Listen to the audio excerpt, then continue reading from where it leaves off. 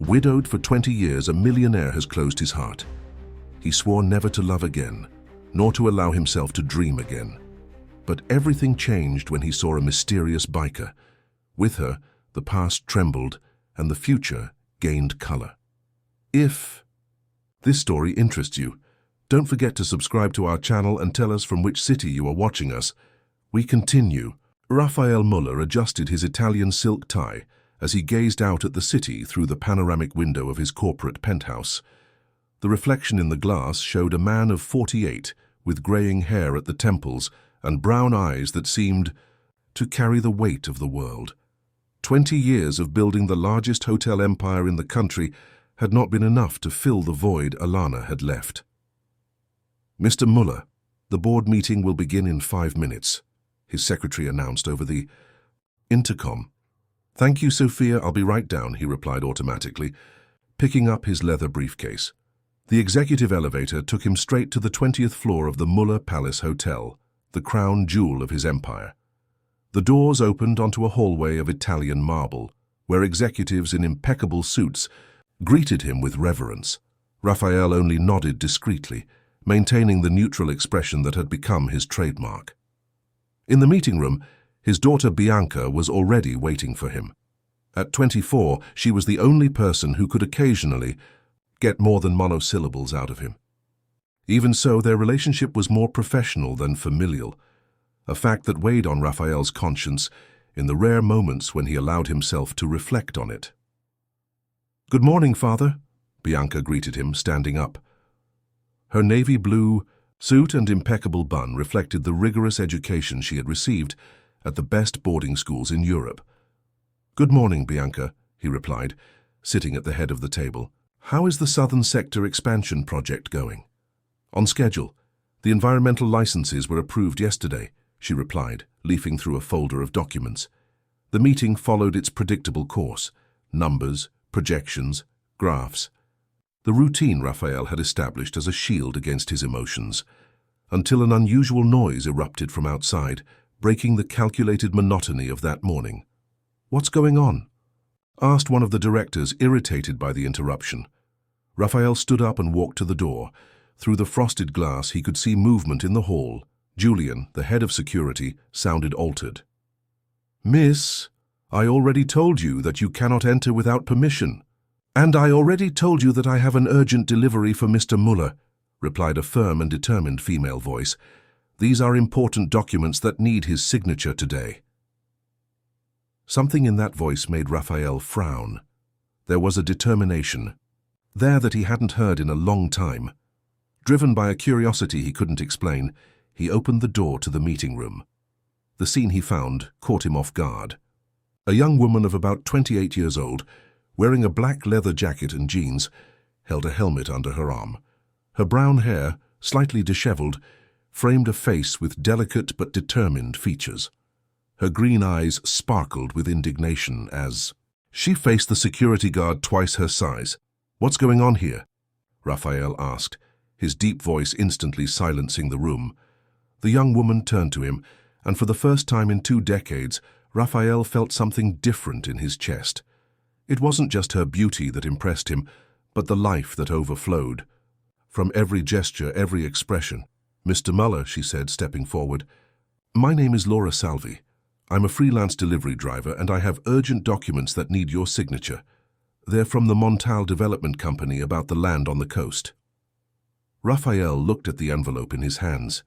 It was indeed from the developer he was negotiating a valuable piece of land with. The paperwork needed to be signed by the end of the day. "It's okay, Julian," he told the security guard. "You can let her in." Laura smiled, a genuine smile that lit up her entire face. For a moment, Raphael forgot where he was, who he was. There was something familiar about that smile, something he hadn't seen in a long time. "Thank you," she said, walking past the security guard with a triumphant look. "I promise not to take up too much of your time." Raphael led her to his private office, adjacent to the meeting room. As they walked, he couldn't help but notice how she observed everything with genuine curiosity, so different from the calculating looks he was used to. Laura placed the documents on Raphael's mahogany desk as he closed the door to his office. The soft aroma of freshly brewed coffee filled the room, mingling with the discreet perfume she wore, a scent reminiscent of wildflowers and freedom. "There are 3 copies, Mr. Muller," she explained, pointing to the places that required signatures. "I need to wait to take 2 of them back to the developer." Raphael sat in his leather chair, picking up his gold fountain pen. As he read through the documents, he noticed out of the corner of his eye that Laura was looking at the photographs on his bookshelf. One in particular caught his eye, the only one he kept of Alana. "Your wife?" she asked softly, surprising him with her insight.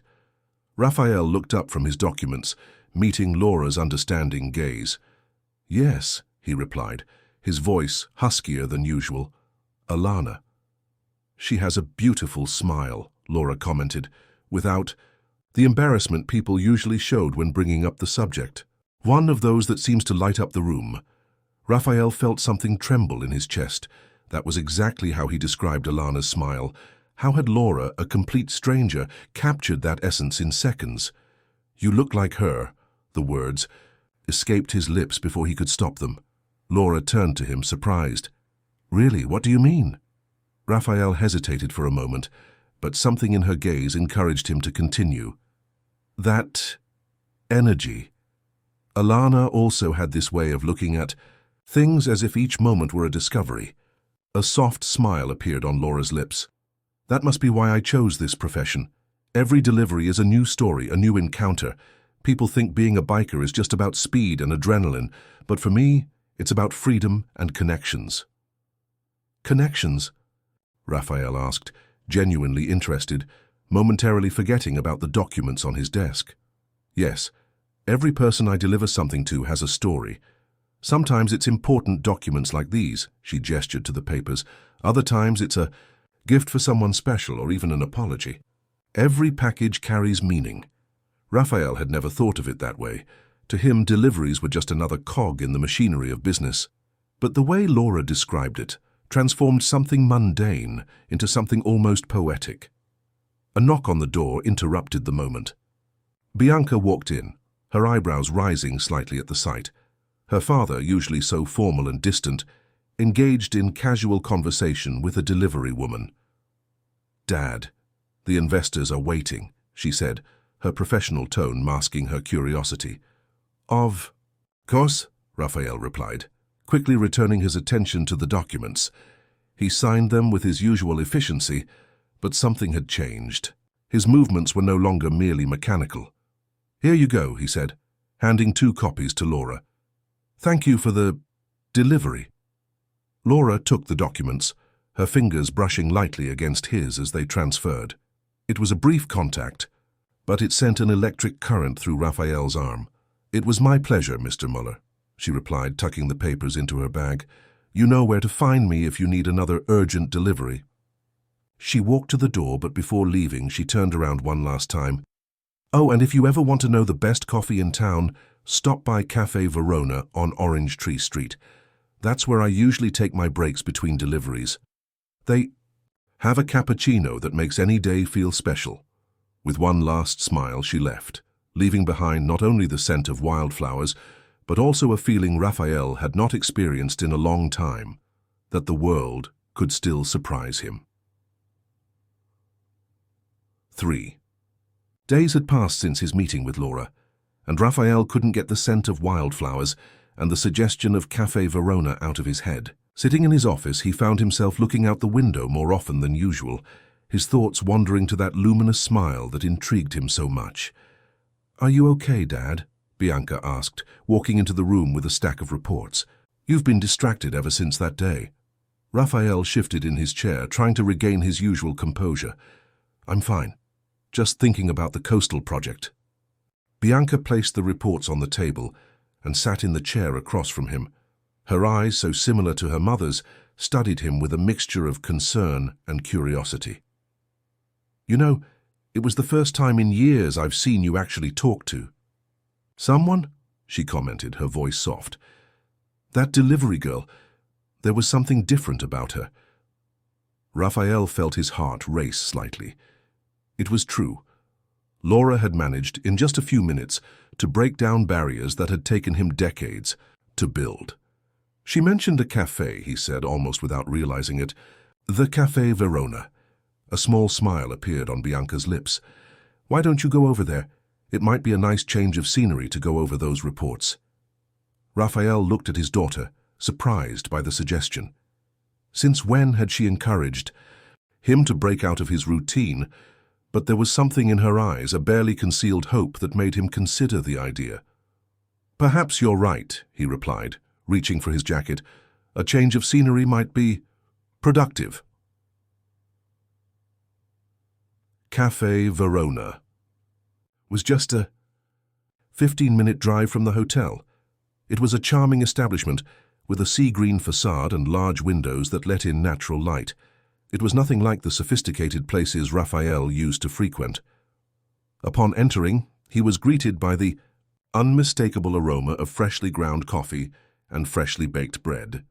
The atmosphere was welcoming, with rustic wooden tables and pastel-colored upholstered chairs. On the walls, landscape paintings gave the place an artistic touch. "Welcome to Café Verona," a lady in her 60s greeted him with a warm smile. "First time here?" "Yes," Raphael replied, his eyes involuntarily searching for a certain biker. "A acquaintance recommended the place." "Oh, that must have been Laura," Nina exclaimed, her eyes shining with recognition. "She always brings interesting people here. Table for one?" Raphael nodded, following Nina to a table near the window. The place was surprisingly busy for a neighborhood cafe, with a diverse clientele ranging from business executives to local artists. "Cappuccino is our specialty," Nina suggested, handing her the menu. "Laura always says it's the best in town." "Then I'll have one," he replied, allowing himself a small smile. As he waited, Raphael watched the movement of the cafe. There was something special there, an atmosphere that made him feel strangely at home. People were talking, laughing, sharing stories. It was a world completely different from his own, where every minute was timed and every interaction had a commercial purpose. The doorbell rang, and his heart gave an involuntary leap. But it wasn't Laura. It was a young artist carrying a folder of drawings. Raphael felt a pang of disappointment that surprised him. Nina brought her cappuccino decorated with a delicate leaf pattern in the cream. "You know," she said, adjusting her napkin on the table, "Laura usually comes in around 3 o'clock for her break. She has a pretty regular schedule." Raphael looked at his watch. 2:30. He took the reports from his briefcase, trying to convince himself that he was just there to work in a different environment. But his eyes kept drifting to the door every time the bell rang. As he savored his cappuccino, which was truly exceptional, Raphael realized he was doing something he hadn't done in 20 years. He was waiting. Not for a meeting or a contract, but for an unscheduled moment, for a possibility. And the most surprising thing was that for the first time in a long time, the waiting didn't bother him. The aroma of coffee mingled with memories of Alana, but in a different way. There was no longer that sharp pain that paralyzed him. In its place was a warm, almost comforting sensation, as if the past and the present could finally coexist in peace. At 3 o'clock sharp, the familiar sound of a motorbike pulling up outside the cafe made Raphael look up from his reports. Laura walked in, bringing with her that vibrant energy that seemed to light up the entire room. She hadn't seen him yet, busy greeting Nina with a warm hug. "The usual, dear?" Nina asked, already heading to the counter. "Yes, please," Laura replied, untying her hair and shaking it lightly. That was when her eyes met Raphael's. For a moment she looked surprised, but then her face broke into a genuine smile. "Mr. Muller, I see you've decided to try the cappuccino." "Raphael," he corrected, surprising himself. "You can call me Raphael." Laura approached her desk, still smiling. "Then you have to call me Laura. Miss Salvi makes me feel like I'm in a business meeting." "Can I join you?" she asked, indicating the empty chair. Raphael nodded, quickly organizing the papers scattered on the table. Laura sat down and Nina soon appeared with a steaming cup of cinnamon coffee and a piece of carrot cake. "Your mobile office?" Laura joked, pointing to the reports. "Something like that," he replied, relaxing a little. "Your suggestion about The coffee was right. It really is special. Nina has this gift of turning a simple coffee into a magical moment, Laura said, tasting her cake. She took care of me and my brother after we were left alone. This cafe is like a second home to us. Raphael noticed a shadow pass through her eyes when she mentioned his brother, but her smile soon returned. Pedro is in college now, civil engineering. He's always been the smart one in the family. And you? Raphael asked, genuinely interested. Have you always wanted to be a biker? Laura laughed, a clear sound that made some customers look her way. I was actually a literature teacher, but when I needed to support Pedro and myself, I discovered that delivery jobs paid better, and I ended up falling in love with the freedom that the bike gives me. Raphael felt a growing admiration for her. Laura had given up her profession to take care of her brother, but instead of complaining, she turned her need into passion. It must be hard sometimes, he commented. It has its challenges, she admitted, taking a sip of coffee. Some clients treat me like I'm invisible. Others think a woman shouldn't do this job. But then I meet people who surprise me, like you. Their eyes met over their coffee cups, and Raphael felt that same electric current from their first meeting. There was something about Laura that made him want to let down his defenses, share stories he had long kept hidden. You know, he began hesitantly, Alana loved literature too. She taught at a university. Laura leaned forward slightly, her green eyes fixed on him with genuine interest. Is that why you reacted that way when I mentioned connections? Because she saw stories in everything too? Raphael nodded, surprised by her insight. Alana said that each person carries a book inside them. Some are romances, others are adventures. And some are mysteries waiting to be solved, Laura added softly. Time seemed to slow down as they talked. Raphael discovered that Laura had a blog where she wrote about her experiences on the streets of Rio. She discovered that he had a secret collection of poetry books that no one, not even Bianca, knew about. It was only when Nina started turning on the lights in the cafe that they realized it was already getting dark. 3 hours had passed as if they were minutes. I have to go, Laura said reluctantly. I have 2 more deliveries to make today. Raphael stood up as well, surprised to realize that he hadn't touched the report since she arrived. But for the first time in years, he didn't feel guilty about it. Can I come here again? He asked, his voice betraying an insecurity. That didn't match his usual posture as a successful businessman. Laura smiled, that smile that lit up her entire face. Cafe Verona is always open, and I always take my break at 3. As he watched her ride away on her motorcycle, Raphael realized that something had changed inside him. It was as if a long-closed door had been opened a crack, letting a ray of light into a darkened room. And for the first time in 20 years, he was not afraid of what that light might reveal. The meetings at Cafe Verona became part of Raphael's routine over the next few weeks. His mood changed noticeably, something that did not go unnoticed by the hotel staff. The whispers in the hallways grew louder each day, especially after he began to smile occasionally during the meetings. One particularly busy morning, Carlo Varela, his CFO and longtime friend, walked into his office unannounced. Raphael, we need to talk, he said, closing the door behind him. His face was filled with concern. What's wrong, Carlo? Raphael asked, putting his pen down on some contracts he was reviewing. The shareholders are uneasy. There have been rumors about you and a motorcyclist. Carlo chose his words carefully. Some board members are worried about the company's image.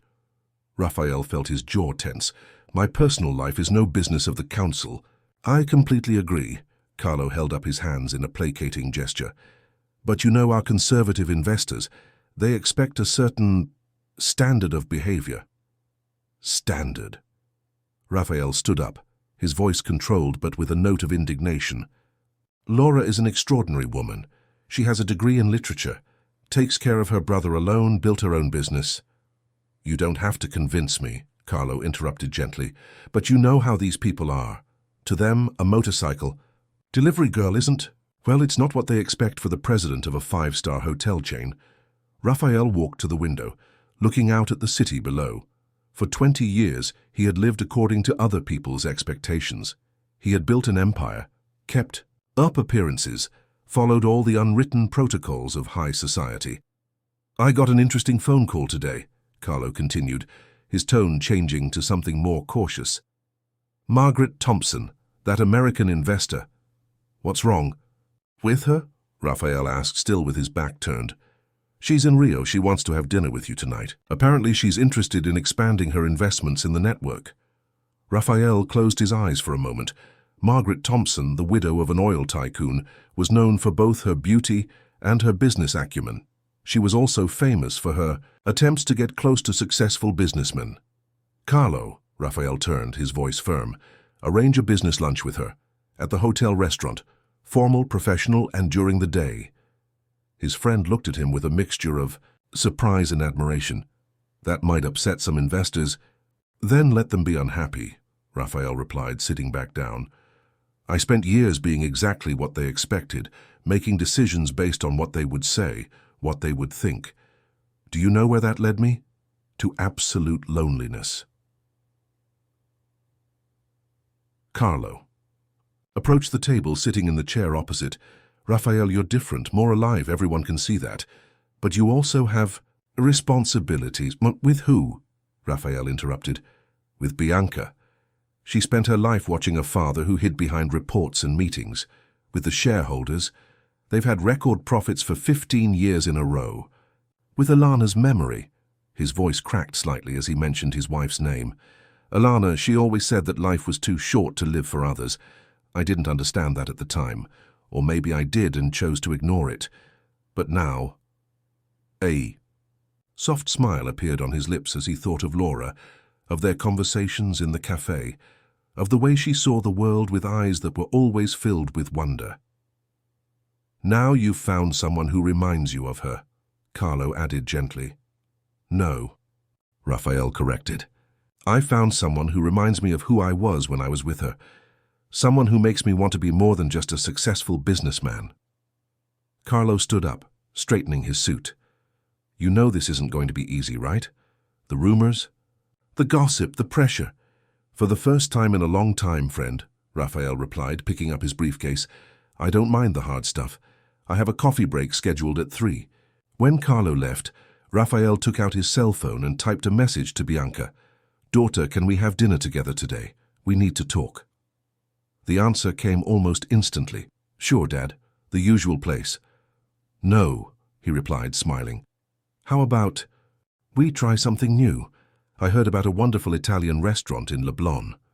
The Italian restaurant was cozy, with soft lighting and tables arranged to ensure privacy for customers.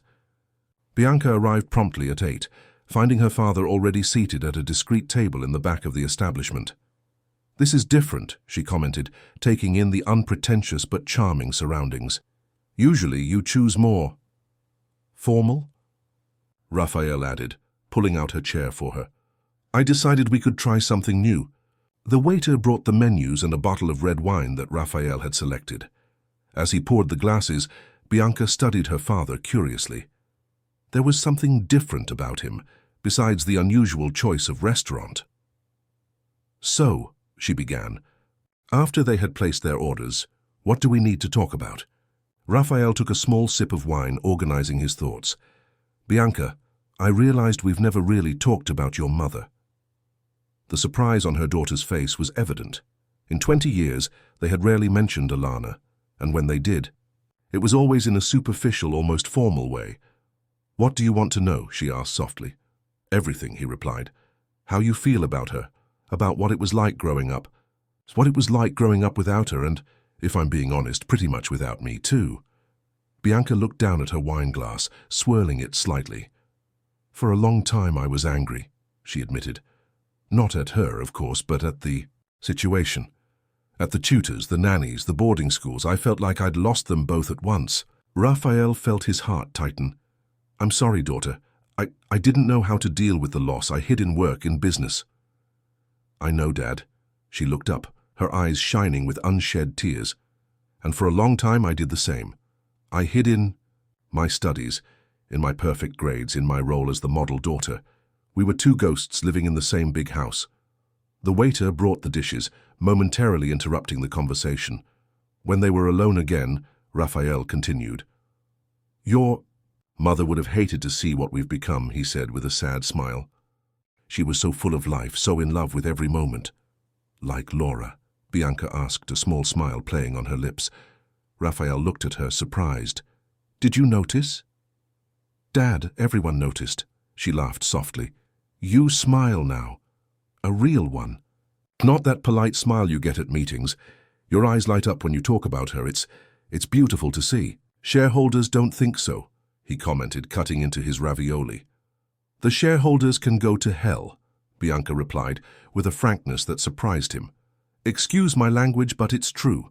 They have their profits, their dividends. They have no right to dictate your personal life. Raphael looked at his daughter with new eyes. She was no longer the shy girl who tried desperately to please him. She was a strong, determined woman, and he realized with a twinge of pride, very much like her mother. You know, she continued, Mom used to tell me bedtime stories, not ordinary fairy tales, but stories about real people who had the courage to follow their hearts. I think she was trying to teach me something that took me a long time to understand. And what would that be? Raphael asked, although he suspected the answer. That life is too precious to be lived halfway, Bianca replied, reaching across the table for her father's hand. That sometimes we need to have courage to be happy. Raphael squeezed his daughter's hand, feeling a connection that had long been dormant between them. Do you think you'd mind if you could start living again, she added. If you let someone into your life? If that person was an amazing biker who made your eyes light up like they hadn't in 20 years. He nodded, speechless. Dad, Bianca smiled, a smile so similar to Alana's that it made his heart ache in a good way. I think it's about time. Cafe Verona was especially busy on that rainy afternoon. Laura had arrived earlier than usual, soaked from the sudden storm that had hit Rio. Nina had quickly brought her a towel and a cup of hot chocolate. You should have seen the client's face when I handed over the documents dripping wet, Laura laughed, drying her hair. But I delivered on time, which is what matters. Nina smiled motherly. Girl, you need to take better care of yourself. All this dedication will end up making you sick. No way, Laura replied, blowing on her hot chocolate. After 5 years of making deliveries, I'm used to all kinds of weather. The doorbell rang, and Raphael walked in, also partially wet from the rain. His eyes met Laura's immediately, and an automatic smile appeared on his face. However, there was something different about his expression today, a worry he tried to hide. Are you okay? Laura asked as soon as he sat down across from her. Raphael tried to smile. That transparent? For me, yes, she replied simply, and that blunt honesty made his heart race. There was a board meeting today, he began, as Nina brought her her usual cappuccino. Things are complicated. Laura frowned. Because of us? Not exactly, he hesitated. Margaret Thompson, an American investor, is proposing a merger with her hotel chain. It would be $1 billion deal, and it would expand our international presence. But, Laura prompted. But she has conditions, he continued, his voice lowering. She wants active participation in the administration. She wants me to maintain a certain public image. Laura absorbed the information silently, her fingers playing with the rim of her cup. I see, she said finally. And that picture doesn't include a biker girlfriend. It was the first time either of them had used the word girlfriend, and under any other circumstances, it would have been a special moment. Now, however, it hung between them like a shadow. Laura, I don't care what she or anyone else thinks, Raphael said firmly. In these past 2 months, you've made me feel more alive than I have in the past 20 years. But it's not that simple, is it? She asked softly. There are people who depend on you, employees, your companies. And there's you, he added, and for the first time in a long time, that matters more. Laura reached across the table, lacing her fingers with his. Raphael, when I first started making deliveries, a lot of people said it wasn't a job for a woman, that I should find something more appropriate. Do you know what I discovered? He shook his head, fascinated as ever by the way she turned experiences into lessons. I found that people will always have opinions about how we should live our lives. But at the end of the day, we're the ones who have to wake up and look in the mirror. We're the ones who have to live with our choices. Thunder rumbled in the distance, and the rain intensified outside.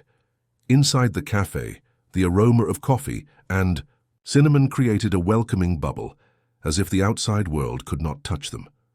"I have something to show you," Laura said suddenly, grabbing her bag. "I wasn't planning on doing this today, but I think now is the right time." She took a manila envelope out of her bag and handed it to Raphael. Inside were a few printed sheets, pages from the blog she kept. "It's a story I wrote a few weeks ago," she explained, a faint blush coloring her cheeks, "about a man who spent so much time building walls that he forgot what it was like to see the sun." Raphael began to read, and his breath caught in his throat. It was his story, but told in a way he had never considered. It was about loneliness, yes, but also about hope, about the fear of opening up again, but also about the courage to try. "You see me," he said simply, looking up from the text. "You really see me." "Just as you see me," she replied, "not as a delivery girl, not as someone unfit for your world, just as Laura." Nina approached discreetly, refilling their cups. Her experienced eyes surveyed the scene with a knowing smile. She had seen many stories unfold in her cafe over the years, but there was something special about this one. "Do you know what I like most about rainy days?" Laura asked, gently changing the subject. "What?" "How they make us appreciate the sun when it returns," she smiled. "Storms pass, Raphael. They always do." He squeezed her hand, feeling the strength and gentleness that coexisted in it. "So, shall we face this together?" "Together," she confirmed, and in that moment, not even the thunder that shook the cafe windows could shake the certainty they shared. The next morning, Bianca found her father in his office earlier than usual. He was standing by the window, watching the sun rise over the city, an untouched cup of coffee on his desk. "Father," she called softly, "is everything okay?" Raphael turned around, and Bianca noticed he was holding something in his hands, an old photo she had never seen before. "I found this last night," he said, handing the photograph to her. "It was in a box I hadn't opened in years." The image, a young Alana smiled radiantly, sitting on an old motorcycle. She was wearing jeans and a leather jacket, her hair blowing in the wind. She looked so free, so alive. "Mom," Bianca asked, surprised, "I've never—" "Did she ride a motorcycle?" Raphael smiled, a smile full of memories. "That's how we met. She had an old Harley-Davidson inherited from her father. She used to teach at the university during the day, and on the weekends she would go to biker meetings." But you were always so—" Bianca searched for words. "Conservative? Formal?" he added. "It wasn't like that in the beginning. I was a young entrepreneur, fresh out of college, taking over the family business. She taught me to live beyond the numbers, beyond expectations." Bianca sat down, absorbing this new information about her parents. "What happened?" Raphael sat back in his chair, his eyes lost in memories. "After she left, I lost myself.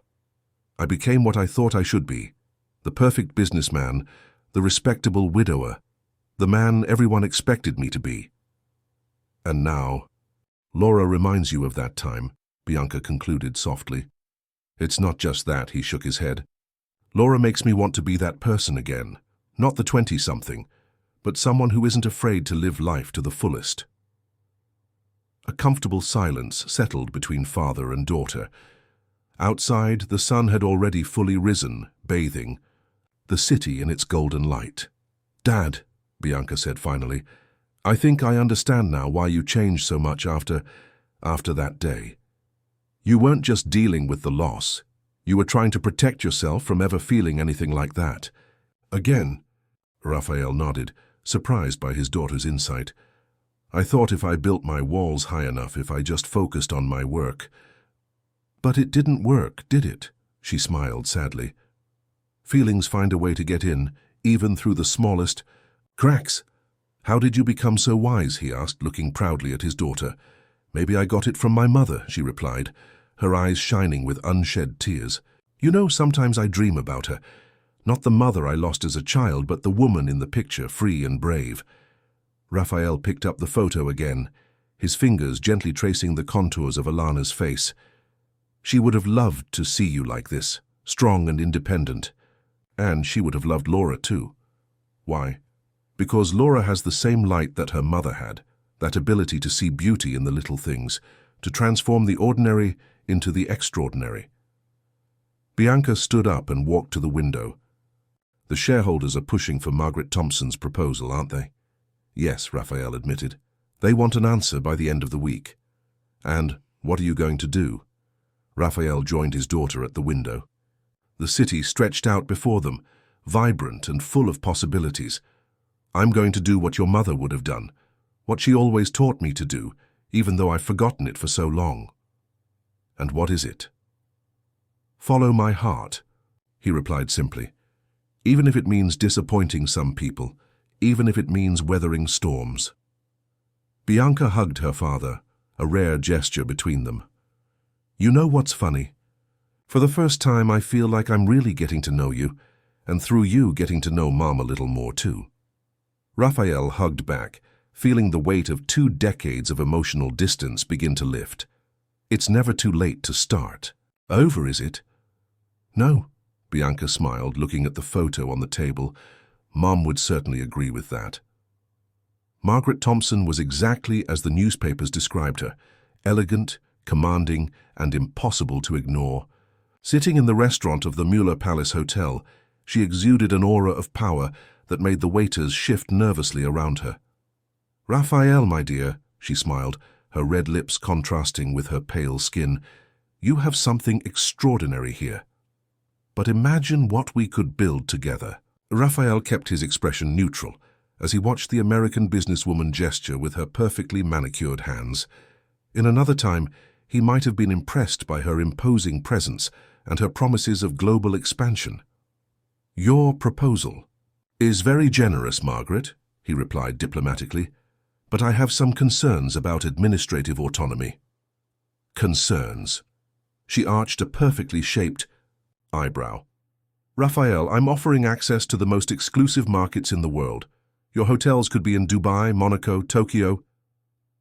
And in return, he asked, although he already knew the answer. Margaret leaned slightly across the table, lowering her voice. In return, we must maintain certain standards. Our clientele is extremely demanding. They expect perfection in every aspect, including the personal image of executives. At that moment, as if fate wanted to test his resolve, Raphael saw Laura through the restaurant windows. She was standing on her motorcycle across the street, delivering a package to a customer. Even from a distance, he could see her radiant smile. Ah, Margaret followed his gaze, her tone changing subtly. So the rumors are true. The biker. Laura, Raphael corrected firmly. Her name is Laura. Raphael, Margaret sighed, as if explaining something obvious to a child. You've built an empire based on luxury and exclusivity. Your clients pay small fortunes to feel special, different from, well, the masses. And you think my relationship with Laura would compromise that? He asked, feeling anger rising but keeping his voice controlled. Honey, be realistic, she gave a condescending smile. What would your guests think if they saw the owner of a 5-star hotel dating a delivery girl? What kind of headlines would that generate? Raphael watched Laura ride off on her motorcycle, her hair flying beneath her helmet. He remembered the photo of Alana, so free and authentic on her own bike decades ago. You know, Margaret, he began, carefully folding the napkin. I spent 20 years worrying about what people would think. I built an empire, as you say, but I lost something much more valuable in the process. And what would that be, she asked, clearly not expecting a profound answer. My essence, he replied simply, the person I was when I met my late wife, someone who was unafraid to live, to love, to be true to himself. Margaret frowned, her mask of cordiality beginning to crack. Don't be silly, Raphael. We're talking about billions in potential expansion. Your network could become one of the largest in the world. And what would be the cost, he asked, more to himself than to her? To continue living for the approval of others? To waste another 20 years trying to be someone I'm not? Is this because of her? Margaret asked, her voice taking on an icy edge. Is this biker making you throw away the opportunity of a lifetime? Raphael smiled, a genuine smile that took Margaret by surprise. No, Margaret, Laura isn't making me throw anything away.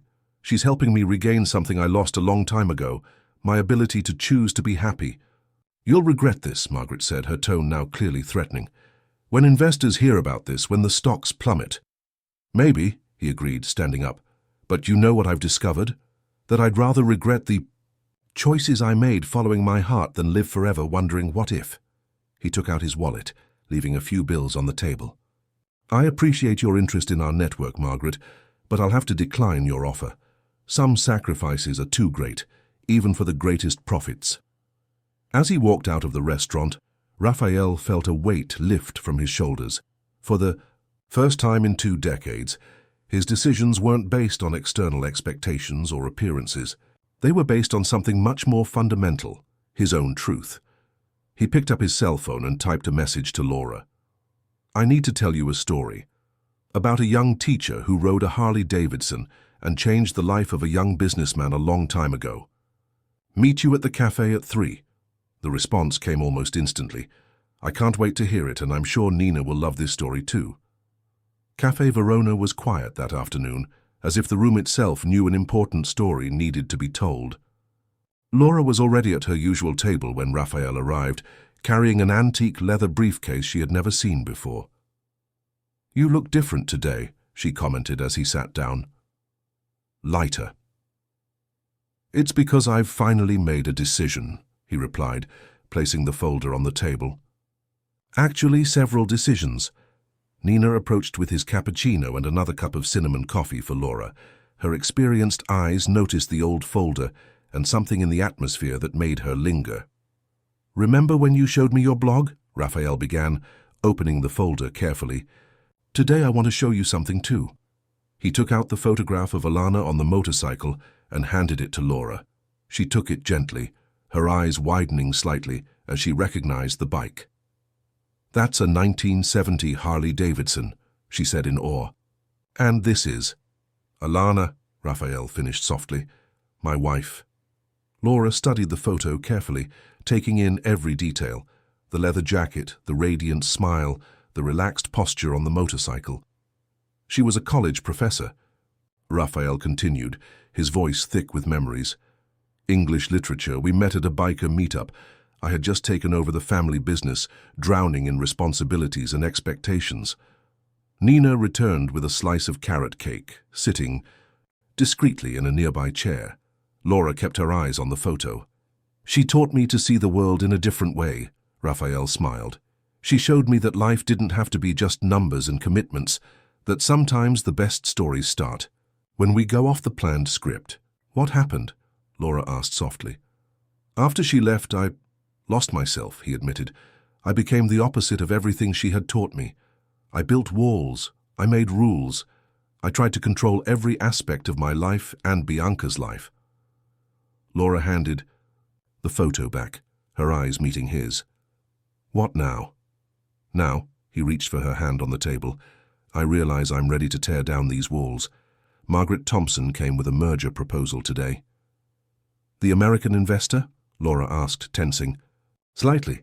Yes, it offered international expansion, billion-dollar profits. With some conditions, of course. What conditions? Raphael squeezed her hand gently. That I would maintain an image appropriate for a businessman of your level. That we wouldn't happen. Laura tried to let go of his hand, but he held on tight. Raphael, I don't want to be an impediment to... No, he interrupted her gently. You're not an impediment. You're a reminder of who I really am, of who I want to be. Nina sniffed discreetly, wiping a tear with her apron. Laura looked at him, her green eyes shining with restrained emotion. I turned down the offer, he continued, and not only that, I made some important decisions today. I'm going to restructure the hotel management, dedicate more time to personal projects. What kind of projects? Laura asked, a small smile appearing on her lips. Well, for starters, he smiled back, I was thinking about getting a motorcycle. It's been a long time since I felt the wind on my face. Laura laughed, a crystal-clear sound that filled the cafe. Are you serious? Absolutely, he nodded. And I was also thinking the hotel has a space on the ground floor that's been vacant for years. How about we turn it into a bookstore cafe? Poetry nights, literary gatherings. Laura's eyes widened. A bookstore? With a very special literature professor as curator, he added. If she's interested, of course. Laura was silent for a moment, processing everything. Nina, who could no longer pretend she wasn't listening, came over with more coffee. You know, the lady said as she poured the cups, I believe that some people are angels in our lives. They appear exactly when we need them, remind us of who we are, help us find our way back to ourselves. Raphael looked at Alana's photo and then at Laura. Sometimes, he said softly, we have to lose our way to find the right direction. And sometimes, Laura added, squeezing his hand, we need to deliver an urgent package only to discover that its true destination was somewhere else. Outside, the afternoon sun painted the Rio sky in shades of orange and pink. Inside cafe, Verona. Two souls who had lost and found each other shared much more than a cup of coffee. They shared the beginning of a new story. News of Margaret Thompson's rejection of his offer spread quickly through the financial markets. The following morning, the corridors of the Mula Palace Hotel were buzzing with whispers and speculation. Carlo Varela found Raphael in his office, studying architectural plans of the ground floor space. Stocks are down 12% this morning, Carlo announced, closing the door behind him. Thompson is doing a masterful job of spreading rumors about our management instability. Raphael just smiled, surprising his friend. It was expected. Margaret was never known for accepting rejections gracefully. And you're okay with that? Carlo asked, confused by his friend's calmness.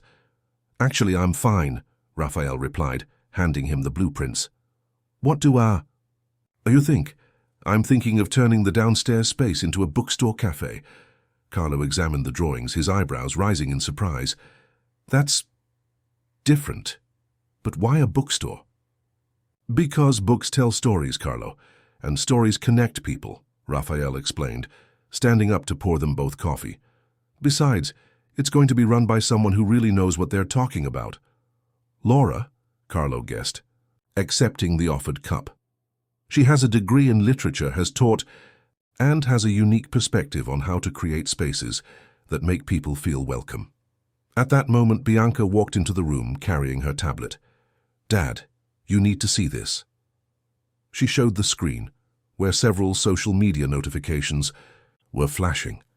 The hashtag John Mendonça Authentic was trending.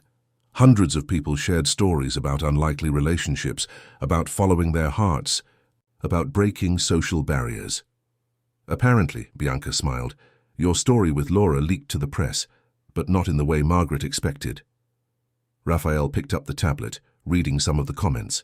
People praised his courage in choosing love over business, in breaking stereotypes, in being authentic.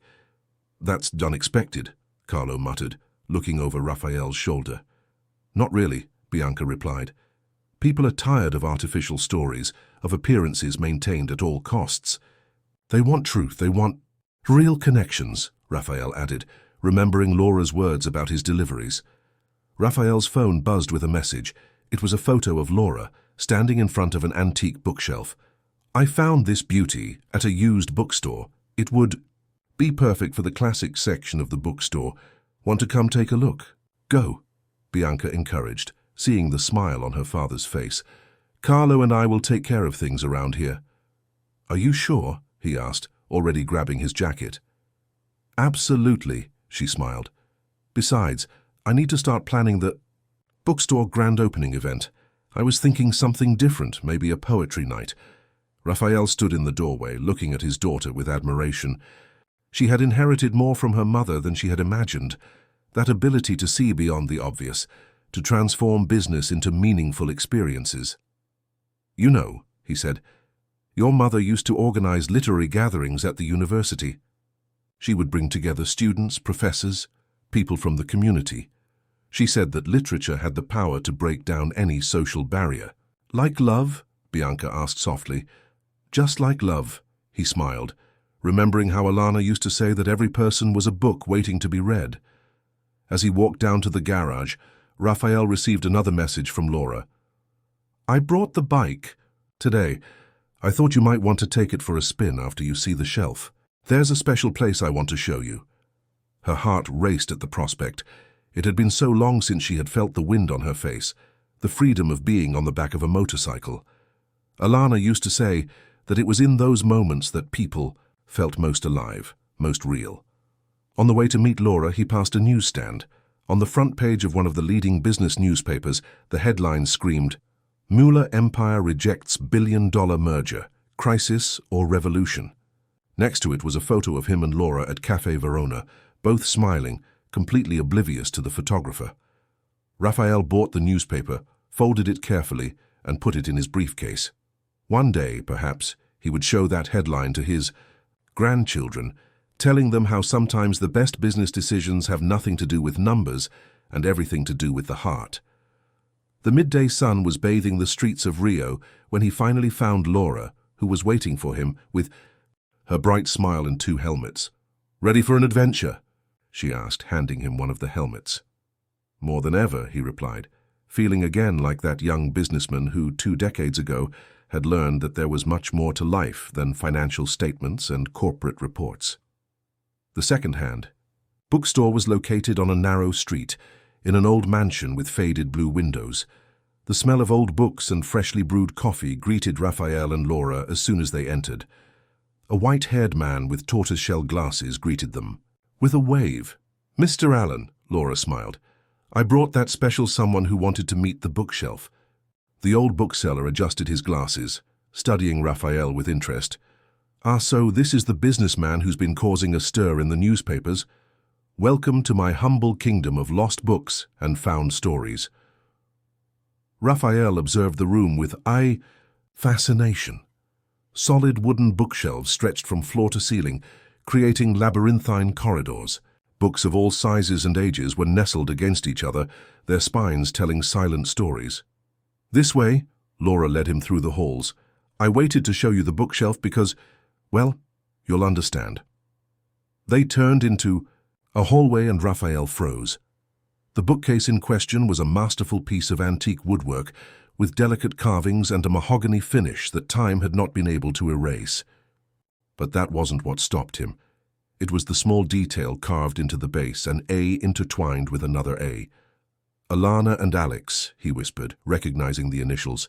That was her father's bookshelf. Laura squeezed his hand gently. I knew there was something familiar about her when I saw her. After you showed me Alana's picture, I came back here and noticed the initials, the style. Alan approached, carrying an old book. This bookcase has quite a history. It belonged to a college professor who collected first editions. When he passed away, his daughter kept the collection for years. Then I sold. Everything, Raphael finished, his voice hoarse with emotion. I couldn't hold on to the memories. The old bookseller nodded understandingly. Sometimes we need to distance ourselves from things in order to find them again at the right time. Raphael ran his hand over the carvings on the bookshelf, feeling the same affection Alex had for his books under his fingers. He remembered Sunday afternoons at Alana's parents' house, when the old professor would read passages from his favorite books, while his daughter rested her head on her mother's lap. It's perfect, he said finally.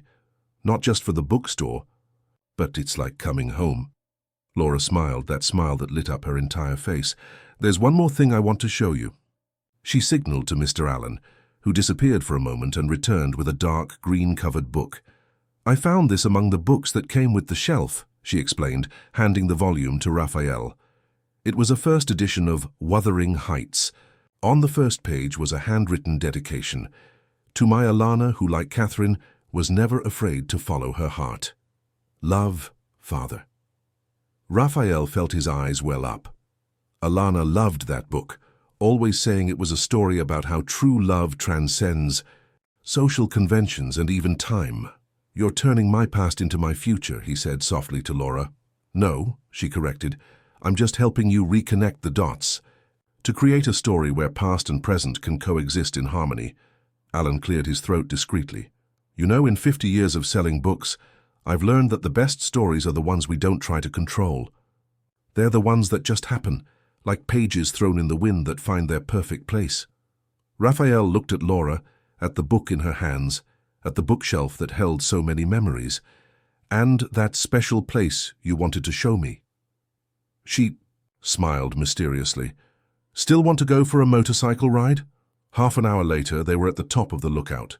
The city stretched out below them like a carpet of light and shadow, Sugarloaf Mountain silhouetted against the afternoon sky. Alana brought me here on our first date, Raphael said as they sat on a bench. She said it was the best place to see how the city was made of intertwined stories. And she was right, Laura replied, pulling something out of her bag. It was a simple, leather-bound notebook. I started writing our story. Not for the blog, but for us, to remind us that sometimes the best chapters begin when we have the courage to turn the page. Raphael picked up the notebook, feeling its weight in his hands. You know what's funny? I spent so much time trying to write the perfect story, the perfect businessman, the perfect father, the perfect life, and in the end, the best story was the one I didn't plan. Laura rested her head on his shoulder, and together they watched. The sun began to set over the city. Somewhere below, an ancient bookshelf waited to begin a new chapter, just as they did. The transformation of the ground-floor space at the Muller Palace Hotel was nearly complete.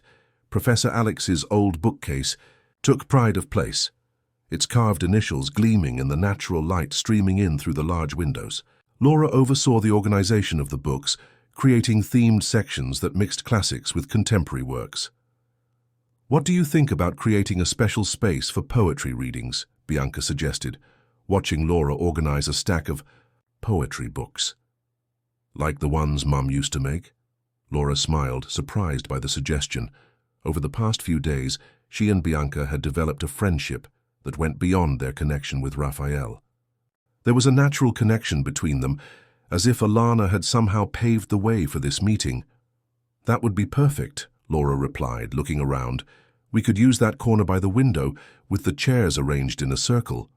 And little coffee tables, Bianca added, her eyes shining with excitement.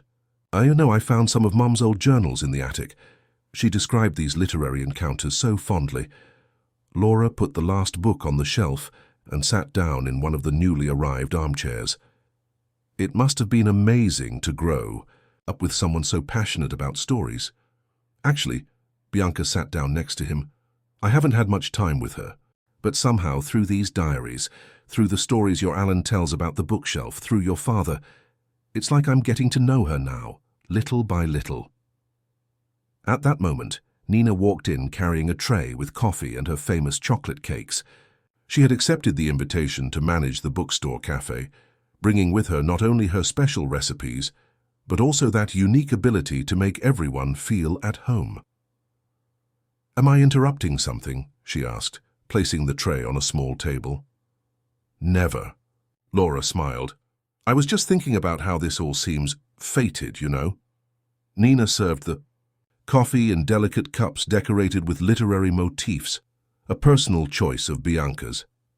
Do you know what your mother would say about this? She asked Bianca. What? That's not destiny, Raphael replied, appearing in the doorway of the bookstore. It's poetry. Everyone turned to look at him. He was dressed in jeans and a casual shirt, a significant change from his usual Italian suits. In his hands he carried a package wrapped in brown paper. I found this in the university archives, he said, coming closer. Alana's old literature class syllabus. Laura took the package carefully, as if she were receiving a precious heirloom. Inside were handwritten notes, lesson plans, small clippings of poems. She organized the classes by themes, Raphael explained, sitting down with them. Love, freedom, transformation. She said that literature should not be chronological, but emotional. Like life, Laura murmured, flipping through the yellowed pages. Exactly, he smiled. And look at this. He pointed to a specific note. She planned to create a community literature project. Bring books and poetry readings to people who wouldn't normally have access to them. Bianca took the sheet, her eyes running over her mother's neat handwriting. We could do that, she said suddenly, as an extension of the bookstore. A traveling library, Laura suggested, her eyes shining with the possibility. Why not? Nina joined in. We could use that old van that's sitting in the hotel garage, turn it into a mobile bookstore. Raphael watched the scene with a smile on his lips. This was exactly how Alana conducted her meetings, letting the ideas flow freely, one inspiring the other, until something magical emerged. You know what else I found? He said, pulling a small notebook from his pocket, her diary from when we first met. Laura and Bianca approached, curious. Raphael opened it to a marked page. Today I met a young businessman. He seemed so trapped in his world of numbers and responsibilities. But when we talked about books, when we shared that motorcycle ride to the viewpoint, I saw something in his eyes.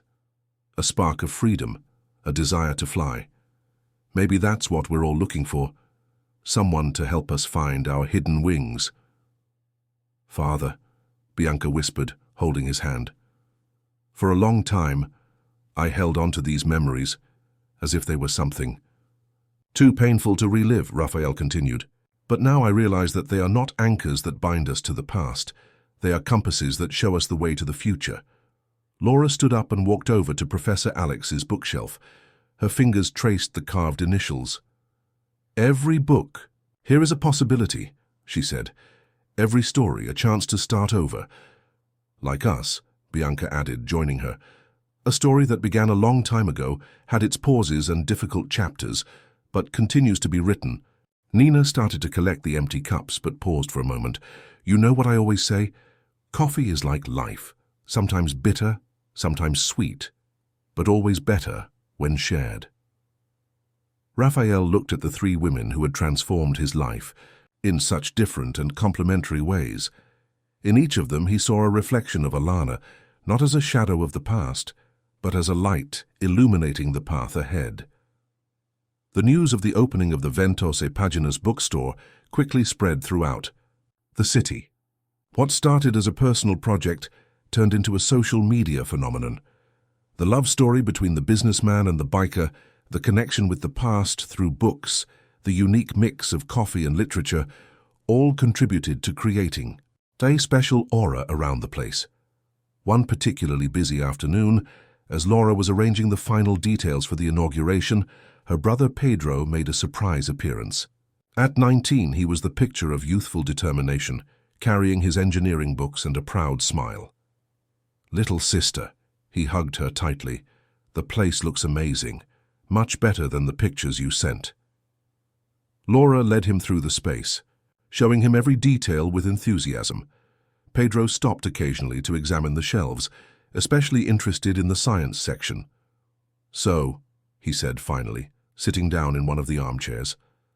How's it going, all this moving? Laura smiled, sitting down next to him. Different, good different. It's like all the pieces are falling into place, you know? Like when you decided to drop everything to take care of me, he asked softly. Pedro. No, let me tell you, he insisted. You gave up teaching, got on that old motorcycle, and started making deliveries, all because of me, and now I'm exactly where I'm supposed to be, she added. Those deliveries brought me here, to Raphael, to this bookstore, to this new life. Pedro took her hand. You deserve this, Laura. You deserve to be happy. At this moment, Raphael walked into the bookstore, carrying an antique box. Seeing Pedro, he smiled warmly. You must be the famous engineer brother, and you must be the famous businessman who stole my sister's heart, Pedro replied, standing up to greet him. Raphael placed the box on a nearby table. Actually, I think she was the one who stole mine, with a little help from fate and some urgent documents. Laura approached, curious about the box. What is this?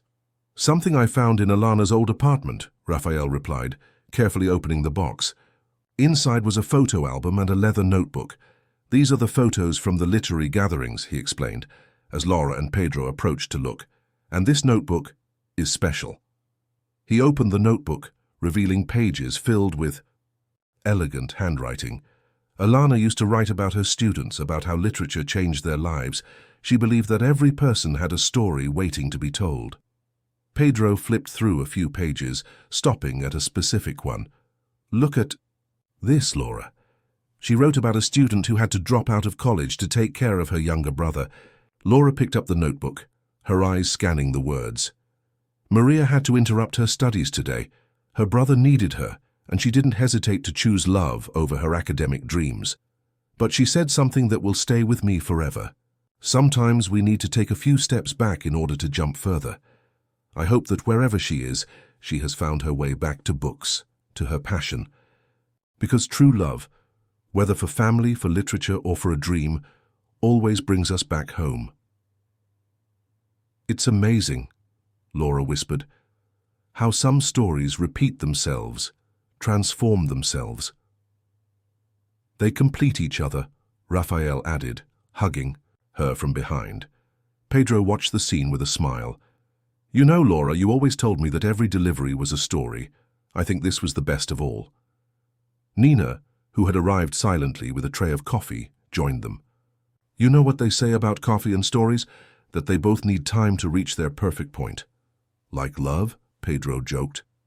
"Just like love," Raphael agreed, looking at Laura with that special sparkle in his eyes. Bianca arrived at that moment carrying the invitations for the opening. When she saw everyone gathered, she stopped for a moment, taking in the scene. It was as if the space, once cold and corporate, had finally found its soul. "Do you know what Mom wrote in her last diary?" she asked, joining the group. "Life is like a book. Some chapters make us cry, some make us smile, but each page makes us who we are." Laura looked around, at Professor Alex's bookshelf, at the carefully arranged books, at the people who had become her family in such unexpected ways. "And sometimes," she said, "we meet people who help us write the most beautiful chapters." On the eve of the opening of the Ventos y Páginas bookstore, the space was bustling with the final preparations. Fresh flower arrangements arrived every hour, filling the room with their soft fragrance.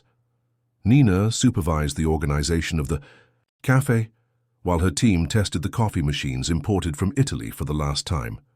Laura was on the mezzanine, organizing a special exhibition of first editions when she heard footsteps coming up the spiral staircase.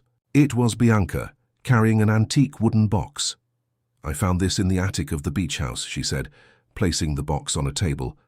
"I think you'll want to see it." Inside the box, carefully preserved, were programs from literary events organized by Alana, yellowed photos of soirees, and a framed invitation from the first event she organized at the university. "It's perfect for the exhibit on the history of space," Laura smiled, taking the invitation carefully. The paper, although aged, still retained its original elegance. "There's one more thing," Bianca said, pulling an envelope from the bottom of the box. "A letter Mom wrote, to your future self." Laura looked at Bianca, surprised. "Have you read it?" "No," she shook her head. "Some things just need timing, you know?" At that moment, Raphael appeared at the top of the stairs.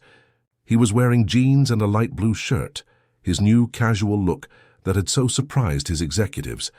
In his hands he held a new motorcycle helmet. "Am I interrupting something?" he asked, noticing the emotional mood between the two. "Actually," Bianca smiled, "it came at the perfect time. I found some of Mom's things." Raphael walked over, his eyes immediately recognizing the box. "It held everything," he said softly, picking up one of the photos. "Every moment, every memory." "Like you," Laura observed, touching his arm gently. He smiled, lacing his fingers with hers. "Maybe, but I've learned that holding on to memories doesn't mean living in the past. Sometimes they're bridges to the future." Bianca took the letter, handing it to her father. "I think it's time you read this."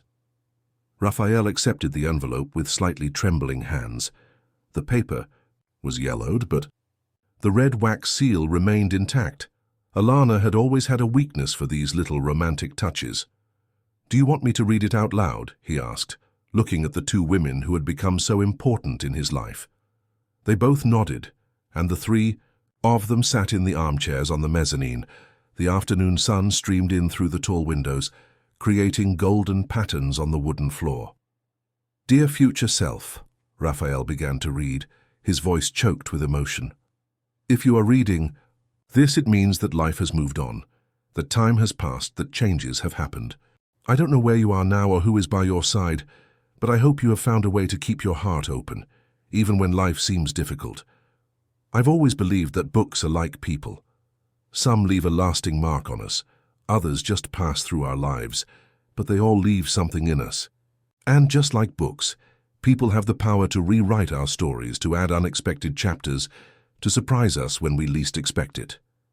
To Bianca, my little star reader, never let the world dim your shine. You have within you the strength of all, the heroines in the books I've read to you, and much more. And to you, my love, who are probably trying not to cry while reading this, remember that love is not like a book we keep on the shelf. It is like a story that continues to be written, even when we think it has reached the end. If there is someone new in your life right now, someone who makes your heart beat faster again, don't be afraid. Love has infinite room to grow, to transform, to be reborn. This bookstore, yes, I've always dreamed of a space like this, is not just a place to store books. It's a place to store dreams, to create connections, to allow new stories to blossom. And remember, sometimes the best chapters are the ones we didn't plan to write. With eternal love, Alana. The silence that followed was thick with emotion. Laura held Raphael's hand, while Bianca discreetly wiped away some tears. "How did she know?" Bianca whispered. "About the bookstore, about everything." Raphael folded the letter carefully. "Your mother always said that some dreams are so strong that they find a way to come true, even if we are no longer here to see them." Laura stood, walking to the balustrade of the mezzanine. Below, the bookstore throbbed with the final preparations for the opening. "She's here," she said softly. "In every book, in every detail, in every story that will be told in this space." Raphael joined her, hugging her from behind. "And on every new page we will write together." Bianca watched the two of them, feeling a peace she hadn't experienced in a long time. It was as if the last piece of a puzzle had finally found its place. Nina appeared at the top of the stairs, carrying a tray of steaming cups. "I thought you needed some special coffee," she smiled knowingly. "After all, tomorrow is a big day." "The first of many," Laura finished, her gaze meeting Raphael's in the reflection of the window. The morning of the opening dawned with a surprisingly blue sky. Laura arrived early at the bookstore, riding her motorcycle for the last time as just a delivery girl. From that day on, she would officially be the literary curator of Ventos e Páginas, although she insisted on keeping some special deliveries. Some stories, after all, needed to keep being written. She found Raphael already there, adjusting Professor Alex's old bookshelf. He was wearing a casual navy blue suit, but he had a handkerchief with a small motorcycle pattern in his pocket, a surprise gift from Bianca. "Nervous?" Laura asked, stepping closer. "Anxious," he corrected, pulling her into a hug. But in a good way. The space was beautifully decorated. Fresh flowers in strategically placed vases, soft lights created a cozy atmosphere, and the unmistakable aroma of Nina's coffee permeated the room. On the mezzanine, the Alana exhibit was ready, silently telling the story that had brought them there. Pedro arrived soon after, carrying a surprise. He had created a special digital cataloging system for the bookstore, combining technology with the charm of traditional library cards. "Each book will have its own digital story," he explained excitedly. "Readers will be able to leave comments, impressions, create connections." "Like a literary social network?" Bianca asked, interested. "Exactly. But with the personal touch that only a physical bookstore can offer." Nina emerged from the cafe's kitchen, carrying a tray of freshly baked croissants. "The first batch of the day," she announced, "made with the special recipe I've been saving all these years for a special occasion." As they enjoyed their improvised breakfast, Carlo Varela arrived, carrying a folder of documents. "The last papers to sign," he said, but his tone was different from its usual corporate pragmatism. "And also, well, I brought something else." He took an old newspaper clipping out of his briefcase.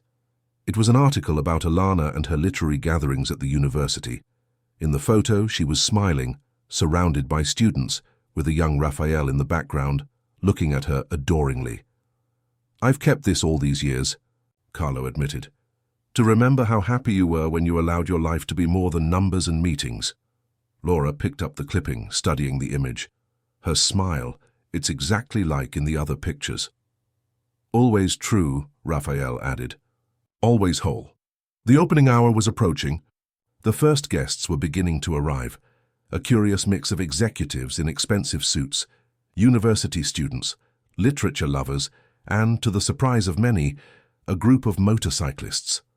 "My delivery friends," Laura explained, smiling as she saw their leather jackets contrasting with the businessmen's formal attire.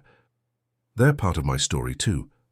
Raphael watched as she greeted each of them with warm hugs, as she introduced Bianca and Pedro, as she made everyone feel welcome. That was her gift, turning strangers into friends, barriers into bridges.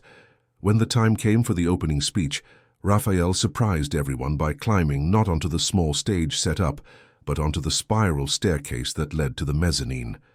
"This place," he began, his voice clear and emotional, "is not just a bookstore. It is a testament to the power of stories, the ones we have read, the ones we have lived, the ones we have yet to write." His eyes met Laura's through the crowd.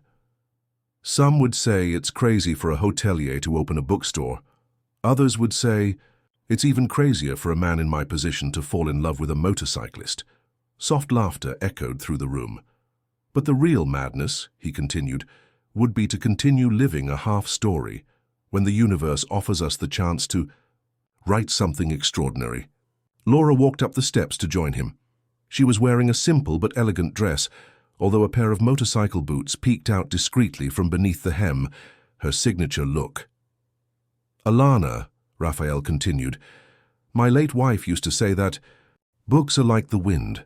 They have the power to take us to unexpected places, to change the direction of our lives when we least expect it." Bianca, Pedro, and Nina approached the stairs, forming a small group united not only by chance but by choices, by courage, by love. "So," Raphael concluded, "welcome to the bookstore Winds and Pages, a place where all stories are possible, where all loves are valid, and where each person can find their own special chapter." The applause that followed was warm and genuine. Margaret Thompson, who had been watching from a discreet corner, quietly left the room, realizing that she had underestimated the power of a true story. Nina began serving coffee and pastries, while guests explored the shelves, discovering carefully selected literary treasures. On the mezzanine, the exhibition about Alana attracted curious and emotional glances. Laura held Raphael's hand, both watching the scene from the top of the stairs. "Do you know what I like most about stories?" she asked softly. "What?" "That. Even the best ones have room for a few more surprise chapters." 3 months after opening, the bookstore Ventos e Páginas had become a cultural phenomenon. Mornings began with executives drinking coffee before their meetings. Afternoons were filled with students occupying every available seat. And nights were magical.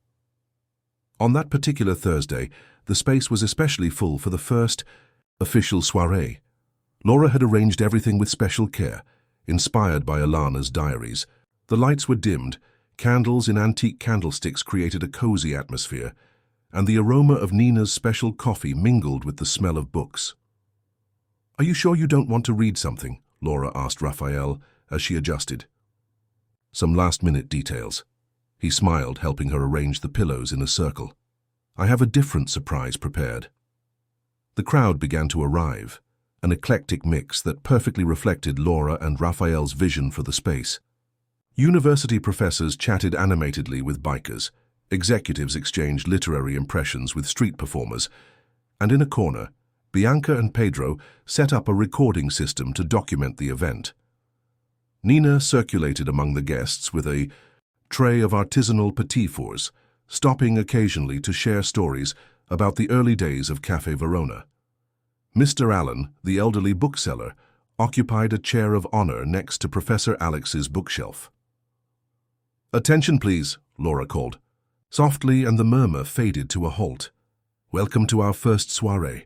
This space was born of a love story, not just between two people, but between people and books, between past and present, between dreams and reality." She paused, her eyes finding Raphael's in the crowd. "Today, we want each of you to be a part of this story. Bring your poems, your favorite texts, your own creations. Here all voices have a place." A young student was the first to introduce herself, reading a poem she had written about transformation and courage. After her, a grey-haired man shared a passage from Drummond, his voice trembling and full of emotion. Between presentations, Raphael discreetly went up to the mezzanine. Laura watched him curiously, but continued to coordinate the soirée. That was when the first notes of a soft song began to play. "This song," Raphael's voice echoed, from the mezzanine, was played at the first soirée Alana organized. It was her favorite. A violinist emerged from a discreet corner, accompanying the melody that now filled the room. Raphael began to read. "Dear Alana, today our story gained new chapters. The bookstore you dreamed of is alive, pulsing with stories, laughter and coffee. Bianca, our little girl, grew up to be an extraordinary woman, strong and sensitive, just like you always were. And love, the love you taught me to feel, found new ways to flourish. Laura didn't come to replace you. She came to help me honor everything you represented, the courage to be authentic, the strength to follow your heart, the certainty that every story deserves to be told. Tonight, as people share poems and dreams in this space that bears your name in every detail, I want to thank you for having taught me that true love knows no limits, not of time, nor of space, nor of form. And to Laura, who brought color back into my days with her unexpected deliveries and her free heart. Thank you for teaching me that it is possible to carry the past with affection while embracing the future with hope." Laura climbed the stairs to the mezzanine, silent tears streaming down her face. Raphael took a small red-covered book out of his pocket. "This was the first gift Alana gave me," he explained, his voice cracking, "and inside it she wrote something that only now makes complete sense." He opened the book, revealing a dedication. "To Raphael, because love is like a book. Some chapters make us cry, others make us smile, but each page makes us who we are meant to be. And when we reach the end of one story, it is only to discover that another is waiting to begin." The violinist continued playing softly as Raphael knelt down, taking a small box out of his pocket. "Laura Salvi," he smiled, "you taught me that the best stories are the ones we don't plan, that sometimes it takes an urgent delivery to deliver. Our hearts. Do you want to write the rest of this story with me?" The ring was simple but elegant, a sapphire surrounded by tiny diamonds that resembled stars. Laura recognized it immediately from old photos. It was the ring Alana wore to her literary soirees. "Bianca found it in her mother's old jewelry box," Raphael explained softly, "along with a note that said, 'For when love finds its way back into your heart.'" Laura took Raphael's face in her hands, tears of happiness flowing freely. "Yes," she whispered, "1,000 times yes." The applause that followed was deafening. Nina cried openly, while Alan smiled with satisfaction, as if he had always known that the story would end like this. Bianca hugged Pedro, both of them moved by the moment. The violinist began a new melody, and couples began to dance among the bookshelves. The first soirée of Ventos e Páginas had become a celebration not only of literature, but of love in all its forms. "You know," Laura said as she danced in Raphael's arms, "I think Alana was right." "About what?" "About how the best stories are those that surprise us, that make us believe in second chances, in new beginnings, in love that transcends time." Raphael kissed her softly as soft music echoed through the bookstore. Downstairs, Nina poured champagne into delicate glasses, and Professor Alex's bookshelf seemed to glow in the candlelight, his carved initials bearing witness to yet another chapter in this extraordinary story. The news of the engagement spread quickly. but in a different way than many expected. It wasn't the business newspapers that first reported it, but the bookstore's literary blog in a special post written by Bianca. There are stories that seem written in the stars. My father and Laura's is one of them. Not because it is perfect or free of obstacles, but because it is real, true, and full of surprising chapters. As my mother, Alana, would say, true love does not need to erase the past to shine in the present. One quiet morning, a week after the soiree, Laura found Raphael on the mezzanine of the bookstore organizing a new exhibit. It was a collection of photographs that told not only his story with Alana, but also the new chapters with Laura, creating a visual narrative of love, loss, new beginnings, and hope. "Look what I found," she said, showing him an old book. It was a first edition of Charles Dickens's Great Expectations. It was hidden behind some volumes on Professor Alex's bookshelf. Raphael picked up the book carefully, and a yellowed envelope fell out from between its pages. Bianca's name was written on the front, in Alana's elegant handwriting. "I think we should call her," Laura suggested softly. Minutes later, Bianca climbed the stairs to the mezzanine, curious about the urgent call. When she saw the envelope, her eyes widened. "It's from your mother," Raphael explained, handing her the letter. With trembling hands, Bianca opened the envelope. "My dear daughter, if you're reading this, it means you found your way to this special book. Great Expectations isn't just a story about love and redemption. It's about how our past shapes our present, but doesn't have to determine our future. When you were little, you used to ask me why I kept so many books, why I wrote in your diaries, why I took so many photos. Now you should understand every book is a possibility. Every written word is a preserved memory. Every photo is a moment of love captured in time. But the most important thing, my dear, is that life continues to write its pages, even when we think the story is over. Your father, this wonderful man who always tried to carry the world on his shoulders, deserves a new chapter of happiness. And you, my love, deserve to see him smile again. If there's someone new in his life right now, someone who makes his eyes light up like they did when we first met, celebrate that. Love doesn't diminish when it's shared. It multiplies, it grows, it overflows. And to the person who brought that spark back, because something tells me that by the time you find this letter, that person will have already appeared. Thank you. Thank you for having the courage to love someone who carries so many stories in their heart. Thank you for understanding that love doesn't have to compete with memories. It can dance with them. Bianca, my star, be happy. Allow yourself to love and be loved. And always remember, the best stories are those we keep writing even when we think we have no more words. With eternal love. Mommy. The silence that followed was thick with emotion. Bianca hugged her father and Laura, tears streaming freely down her face. She knew, he whispered. Somehow she always knew. Nina, who had quietly come upstairs with a tray of coffee, smiled through her own tears. Some people have this gift, she said, of seeing beyond the present, of planting seeds of love that bloom long after they're gone. Laura took Raphael's hand, feeling the ring on his finger, a symbol not only of their love, but of a story much bigger than them. "You know what moves me the most?" she said softly. "How everything connects. Professor Alex's bookshelf, Alana's books, Cafe Verona, my deliveries. Like every little detail was necessary to bring us here." Raphael embraced the two women who had transformed his life in such different and complementary ways. Alana always said that there are no coincidences in love stories, just chapters waiting for the right moment to be written. Downstairs, the bookstore was beginning to welcome its first customers of the day. The aroma of fresh coffee wafted up to the mezzanine, mingling with the smell of old books. It was a new day, a new chapter, a new chance to make memories. "Shall we?"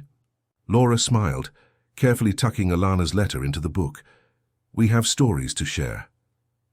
And so, between books and memories, between past and present, between tears and smiles, the story continued to be written. Not as an ending, but as an eternal beginning, proving that love, in its infinite forms, has the power to transform each page into a new beginning. On a Saturday morning, 6 months after their engagement, the bookstore Winds and Pages was closed for a special event. The mobile library van, painted in soft tones with drawings of books and motorcycles, was parked in front of the establishment. It was the day of its official opening. Laura, wearing her inseparable leather jacket over a floral dress, supervised the loading of the last books. The idea that had begun as a dream in Alana's diaries had become a reality: to bring literature to communities with little access to books. "Are you sure you don't want me to drive?" Raphael asked, approaching with 2 motorcycle helmets. "No." "Way," she laughed. "You're still learning how to fly. Besides, I need to make that first trip." He smiled, understanding perfectly. Laura had insisted on keeping some special deliveries, even after taking over the bookstore, and this would be the most significant of them all. Bianca arrived carrying a special box. "Mommy's diaries," she explained. "I thought it would be appropriate to donate copies to the community libraries we're going to create." The idea was simple but powerful: to use the van not just to lend books, but to create small, permanent reading spots in different communities. Each space would have a special bookshelf, inspired by Professor Alex's, made by local artisans.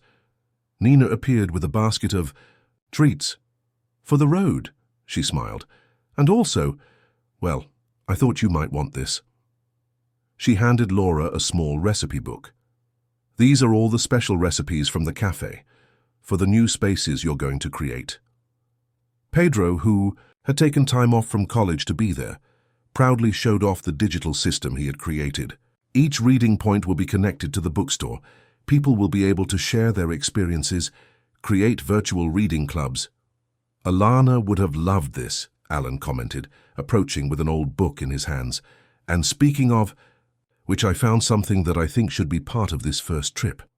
It was a rare copy of Don Quixote, with original illustrations. "To remind you that the greatest dreams sometimes seem like madness to others," he winked. Carlo Varela, who had been watching discreetly, cleared his throat to get attention. "The board of directors has an announcement," he said formally, but with a twinkle in his eye. "We have decided to create a foundation." Raphael looked at his friend, surprised. "A foundation?" "The Alana Mueller Foundation for the Promotion of Reading," Carlo explained. "To ensure that this project continues to grow, regardless of market fluctuations." Laura held Raphael's hand, feeling him become emotional with the gesture. It was more than a social project. It was a legacy of love multiplying in unexpected ways. "There's one more thing," Bianca said, pulling an envelope from her purse. "Margaret Thompson sent this yesterday." Raphael opened the envelope cautiously. Inside was a substantial check and a brief note. "Sometimes we need to lose something to understand its true value. This is my investment in the only thing that really matters, stories that change lives. Congratulations on the project, Margaret." "Well," Laura smiled, "I guess it's time. Our first special delivery awaits us." She climbed into the van, adjusting the rear-view mirror. There was a photo hanging on it. On one side, Alana on her Harley-Davidson, on the other, herself on her delivery bike. 2 women, 2 stories, the same love for freedom and dreams. Raphael surprised her by climbing into the passenger seat. "I'm not going to drive, but I want to be by your side on this first trip." "Like all the others to come," she added, starting the engine. The van drove off, followed by a small caravan of motorcyclists, Laura's friends from her delivery days, now volunteers for the project. In the back seat, a special box held something precious, the first book that would be donated at each new reading point. It was a volume bound in blue leather, with a simple title engraved in gold. "The Last Curve of the Heart, A Story of Love. Books and New Beginnings," are written by Laura and Raphael, with a preface by Bianca. Because some stories are so special that they need to be shared, multiplied, spread to the wind, like pages of an open book, finding new readers, new hearts, new dreams. 1 year after the opening of the traveling library, the bookstore Winds and Pages was lit up for a special celebration. It was an autumn evening, with a gentle breeze that made the pages of the books dance lightly on the shelves. The space had been transformed for Laura and Raphael's wedding. Small lights twinkled like stars among the bookshelves, and wildflowers in antique crystal vases perfumed the room.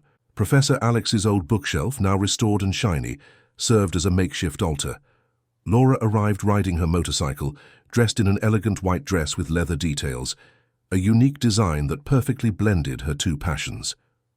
Raphael was waiting for her by the bookshelf, wearing a navy blue suit with a small motorcycle-shaped brooch on his lapel. Bianca, as godmother, carried a bouquet of wildflowers, the same ones Alana used to pick for her soirees. Pedro, the godfather next to his sister, smiled proudly, his newly earned engineering degree shining in a special frame on the mezzanine. Nina had prepared a banquet that combined the sophistication of the Muller hotels with the coziness of her café. Alan, as the celebrant specially authorized for the occasion, adjusted his tortoise-shell glasses, thrilled with the honor of making the union official. "We are gathered here," he began, his deep voice echoing through the space, "not only to celebrate a union, but to witness how love has the power to rewrite stories, to transform endings into new beginnings, to prove that each heart has infinite pages to fill." Laura and Raphael exchanged vows that were like poems written in real-life ink. They spoke of unexpected deliveries, shared coffees, the courage to start over, and a love that transcends conventions and time. "And now," Alan smiled, "I have the honor of presenting a special surprise."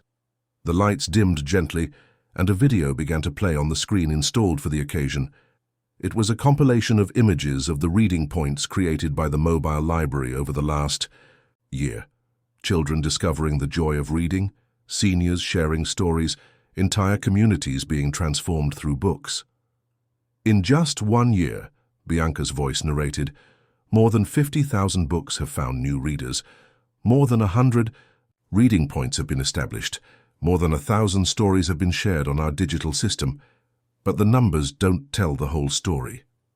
The video showed moving testimonies: a woman who learned to read at the age of 70, a young man who discovered his calling as a writer, a community that transformed an abandoned space into a cultural center.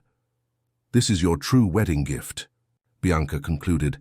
"The love you have planted multiplied into thousands of new chapters." When the lights came back on, there wasn't a dry eye in the bookstore. Carlo Varela, always so composed, discreetly wiped away a tear. Margaret Thompson, who had become a staunch supporter of the project, applauded with genuine enthusiasm.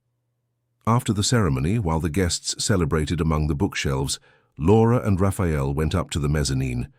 There, next to the exhibition that told their story, there was a new painting, a photo of Alana on her Harley-Davidson next to a recent one, with Laura and Raphael on their bikes, and in the center, Professor Alex's old bookshelf. "Do you know what I love most about our story?" Laura asked, hugging her now husband. "What?" "That it will never be just ours. It is a story that belongs to everyone who believes in new beginnings, in second chances, in love that transcends pages and time."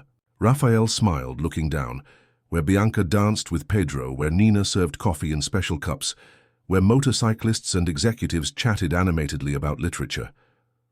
"Alana always said that the best books are the ones you carry in your heart long after the last page," he said softly. "And she was right," Laura added, "because some stories don't end.